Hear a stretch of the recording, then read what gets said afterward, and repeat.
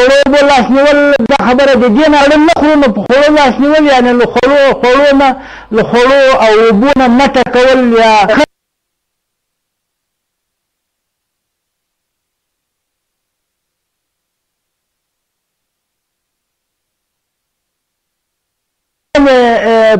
لکه په مخکې خپرولو کې ما تاسو ته ویلي وو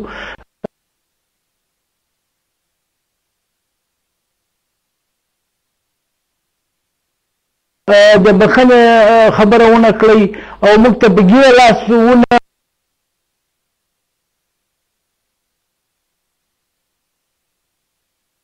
لګوئ یا په ګیره لاس نه کړئ. په ګیره لاس دا معنا ورکوي د ژمنې په معنا د خلکو د خوړو اوبو نه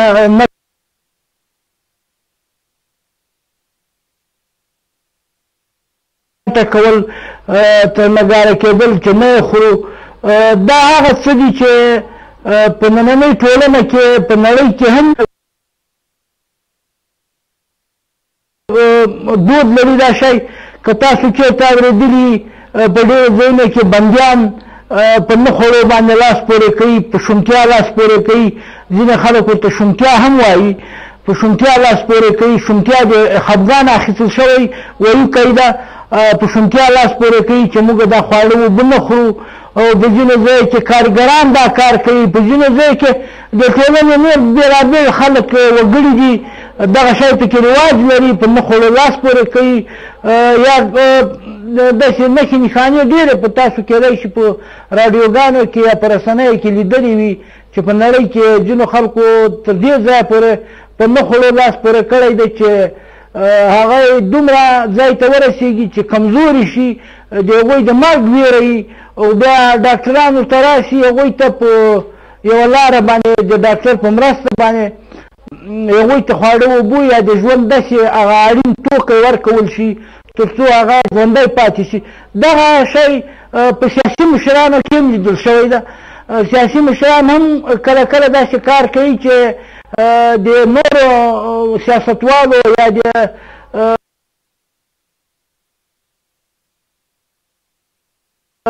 حکومتونو په وړاندې باندې دا د کرکې دپاره د هغوی سره د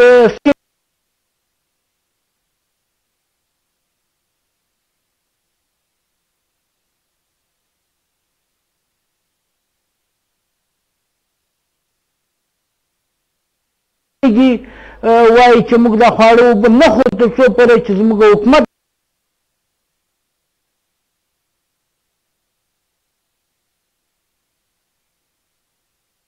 دا غوښتنه ونه مني، زموږ حاکمه ټولنه دا غوښتنه ونه مني. دا شی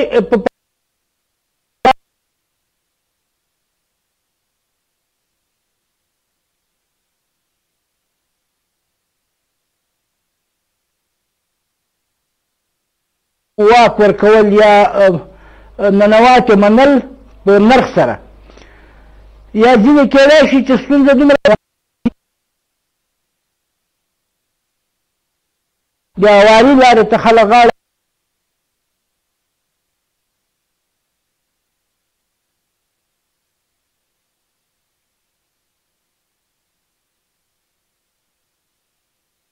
دا ژمنه شته چې دا کار بیا نشي کېدی یا نه کېږي، دا کېږي نو داسې د خلکو نه دا ستونزې او دا غلطیانې او دا تېروتنې کېږي. دود د ننواتو سره هم ملګری کېږي. کله چې دغه خلک ګرم لوري ته هغه یو لوری چې ګرم شوی ده هغه ګرم لوری هغه بل لوري ته چې زیاتی ورسره شوی ده هغه ته ورځي او هغوی ورته وایي چې موږ تر هغه پورې ستا خواړه اوبه نه خورو تر څو پورې چې ته زموږ سره دا خبره ونه منې چې لکه موږ ونه بښې هغه پورې موږ ستا خواړه اوبه نه خورو. بیا دا کېدای شي دغه تر څو ګنټو پورې لکه ساعتونه چې ورته وایي تر څو ګنټو پورې دا خبره روانه وساتل شي،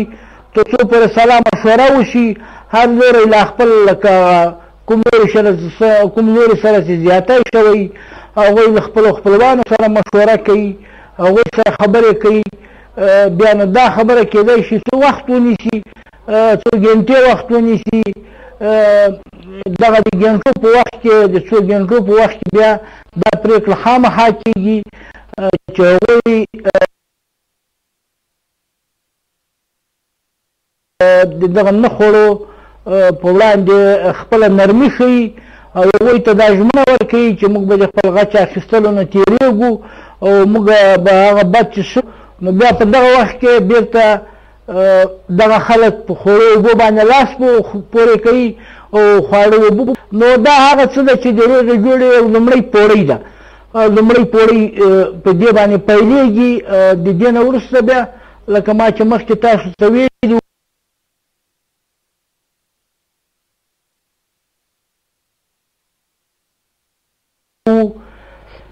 واک په دوه ډوله ده، یو واک ورکول په نرخ باندې ده او یو واک ورکول تویوړی واک ده.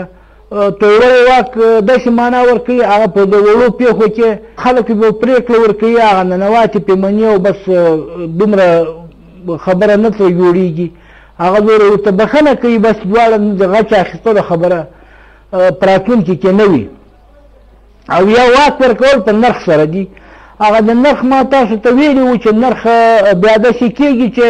لکه یو سړي ته لکه تاسو ته مې د پرارونو په باره کې خبره کړې وه، یا د یو سړي هډوکی ماته، لاس ګوته یې ماته ده، نور څه ستونزه ده، نو هغه بیا په نرخ سره واک ده. په نرخ سره ځکه واک ده چې هغه ځان داسې بولي چې تا ماته تاوان رسولی ده، تا زه یا تا زما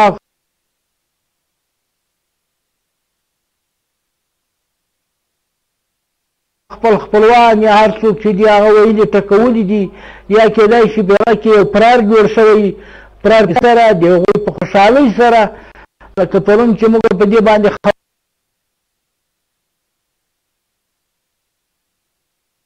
خبرې وکړې، د هغوی ترمنځ یو باور، یو د باور چاپېریال رامنځته کېږي. بیا د هغه نه وروسته بیا د هغوی هغه دواړه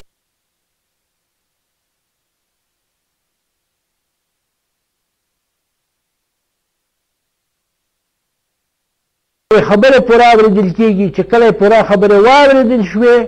نو بیا د هغه نه وروسته بیا پرېکړه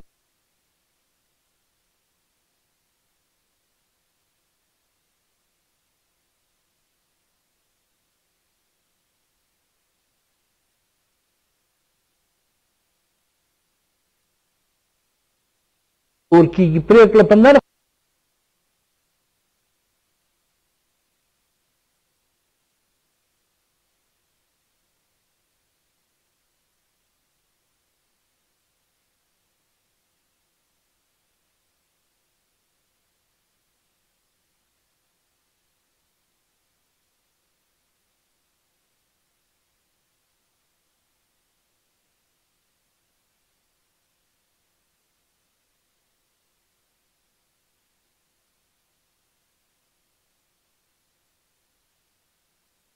نه د رسنیو نه موږ داسې اورېدلي دي چې هغوی ځینې دومره کمزوري شي چې هغه ورکړی ده چې دی پرې ژوندی پاتې شي،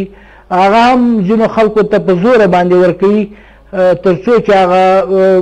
څوک من نه شي. نو دا شی په نړۍ کې لیدل شوی ده او په پښتني ټولنه کې هم دغه د روغې جوړې یا د ګرمې په وخت کې خلک په دې باندې په نه خوړو باندې لاس پورې کوي تر څو هغه بل لوری چې زیاتی ورسره شوی ده هغه دا خبره ومني او د دوی هغه غوښتنه هغه د غچ اخیستنې دریځ بدل کړي، هغه دریځ د روغې جوړې په لاره واړوي. نو بیا نه خوړو خبره پای ته رسېږي.